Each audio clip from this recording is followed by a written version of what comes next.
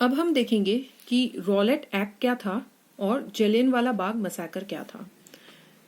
हमने पढ़ा है कि वर्ल्ड वॉर फर्स्ट जब खत्म हुआ तो जो ब्रिटिशर्स थे वो बहुत ज़्यादा हार्श हो गए थे इंडियंस के प्रति। मतलब उन्होंने और ज़्यादा लॉज इम्पोज कर दिए और जो उनकी क्रुएलिटी थी वो इंक्रीज होती जा रही थी। अब इससे क्या हुआ कि हार्श किस तरह से, जैसा कि मैंने बताया, उन लोगों ने टैक्स लगा दिए अलग अलग तरीके के और उन्होंने नए लॉज पास कर दिए ताकि इंडियंस दबे रहें। अब ये टाइम था कि जब गांधी जी ने अपना एक सत्याग्रह मूवमेंट लॉन्च किया इंडिया में। अब इस मूवमेंट में क्या था? सत्याग्रह। सत्याग्रह मतलब कि ये एक नॉन वायलेंट अहिंसा जिसे कहते हैं, विदाउट एनी वायलेंस, ये वो तरीका था to protest against any form of injustice. अगर वो कुछ भी लोगों को इनजस्ट फील हो रहा है तो उसके अगेंस्ट एक मेथड था, नॉन वायलेंट मेथड। अब क्या हुआ कि 1919 में ब्रिटिशर्स ने एक नया लॉ पास किया जिस लॉ को बोला जाता था रॉलेट एक्ट। अब इस लॉ में क्या होता था कि वो किसी को भी, कोई भी अगर कुछ मिस्टेक करता है, पकड़ा जाता है, तो उसकी ट्रायल नहीं होगी। ट्रायल मतलब पेशी, मतलब उसको कोर्ट में हियरिंग कुछ भी नहीं होगी और उसको डायरेक्टली वो लोग अरेस्ट कर लेंगे। अब गांधी जी ने लोगों को कहा कि आप लोग इस लॉ का ओपोज करो बिकॉज ये एक इनजस्ट लॉ है और ये सही नहीं है, हमें ये फॉलो नहीं करना है। तो क्या हुआ, उस वक्त बहुत सारे डेमोन्स्ट्रेशंस हुए, मीटिंग्स हुई पूरी कंट्री में और गांधी जी का जो ये सत्याग्रह मूवमेंट था, अब इसके कई मिलियंस फॉलोअर हो गए। तो Satyagraha movement was against Rowlatt act.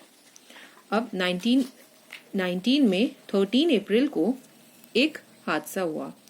उसमें क्या था कि एक पब्लिक मीटिंग बिठाई गई जलियांवाला बाग में, जो कि अमृतसर में है।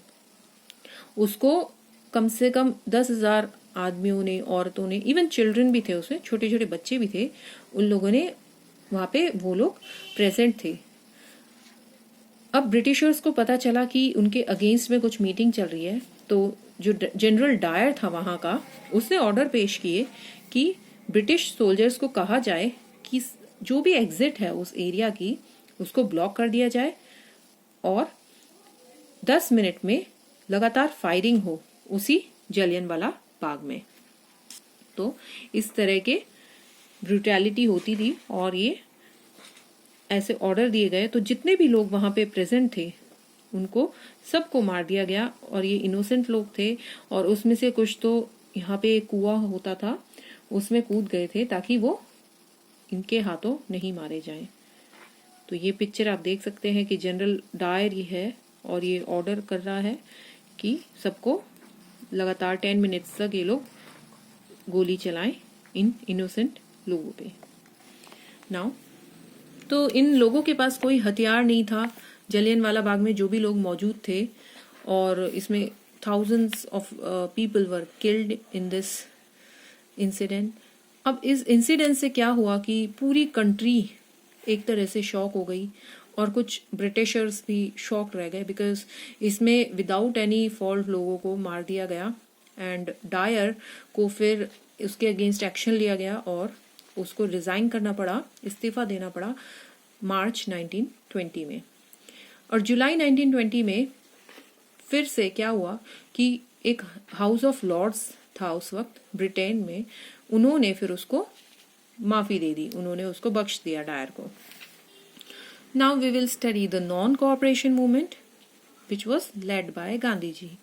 तो इस मूवमेंट में क्या हुआ कि जो शूटिंग्स हुई थी जलियांवाला बाग में और जो ब्रिटिश गवर्नमेंट का एटीट्यूड था, उससे गांधी जी को एक बात तो समझ में आ गई और जो लोग थे इंडिया के उन्हें भी समझ आ गई कि इंडिया को अब हमें आज़ादी दिलानी है, नहीं तो यही सब चलता रहा तो it is very harmful for our country and the people of India. तो इसीलिए गांधी जी ने एक मूवमेंट लॉन्च किया जिसका नाम था नॉन कॉर्पोरेशन मूवमेंट।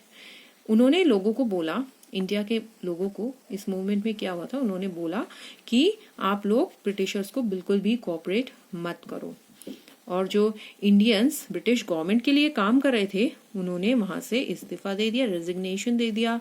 जो लॉयर्स थे, जो कोर्ट में काम करते थे, उन्होंने अपना काम बॉयकॉट कर दिया। और जो इंडियन चिल्ड्रन जो इन लोगों के स्कूल में पढ़ रहे थे, ब्रिटिश गवर्नमेंट स्कूल में, उनको भी वहां से निकलवा लिया गया। तो इस तरह से वो नॉन कोऑपरेटिव हो गए। तो पूरी कंट्री में औरत, आदमी, बच्चे सब गलियों में बैठ गए, उनको ब्लॉक कर दिया एंड वो उनको पीटा जाता था, फिर भी वो उठने से इनकार कर देते थे। जैसा कि आप इस पिक्चर में देख सकते हैं कि ये पीसफुल प्रोटेस्टर्स हैं, ये कुछ भी नहीं कर रहे और इनको ये जो ब्रिटिश ट्रूप्स हैं ये मार रहे हैं during the non cooperation movement which is led by Gandhi ji. अब क्या हुआ, तो ब्रिटिशर्स समझ गए कि गांधी को तो भाई अब अरेस्ट करना पड़ेगा। सो Gandhi ji was arrested, but Britishers मजबूर हो गए उनको रिहा करने में, बिकॉज लोगों ने इतना विरोध किया। फिर क्या हुआ कि 1922 में जो लोग पार्टिसिपेट कर रहे थे नॉन कोऑपरेशन मूवमेंट में, इन चौरी चौरा, इन उत्तर प्रदेश, चौरी चौरा उत्तर प्रदेश में एक जगह है, वहां पे कुछ लोग वायलेंट हो गए। अब गांधी जी की तो क्या एक थ्योरी थी कि भाई वायलेंस हमें नहीं शो करना है, हमें बिल्कुल पीसफुल वे में लड़ाई करनी है ब्रिटिशर्स से। तो अब वो वायलेंट हो गए। अब उन्होंने क्या किया कि पुलिस स्टेशन में आग लगा दी, जिसमें 22 पुलिसमैन मारे गए। तो गांधी जी ने इस मूवमेंट को, उनको लगा कि अब ये मूवमेंट फेल हो गया है एंड उन्होंने उस मूवमेंट को वापस ले लिया और वो आगे कंटिन्यू नहीं रहा। उनका ये विश्वास था, वो ये चीज जानते थे कि मूवमेंट तभी सक्सेसफुल हो सकता है अगर कोई भी नॉन वायलेंट नहीं हो। बट उस वक्त नॉन वायलेंस को तोड़ा गया था, तो उनको फिर गिरफ्तार कर लिया गया एंड उनको जेल में डाला गया।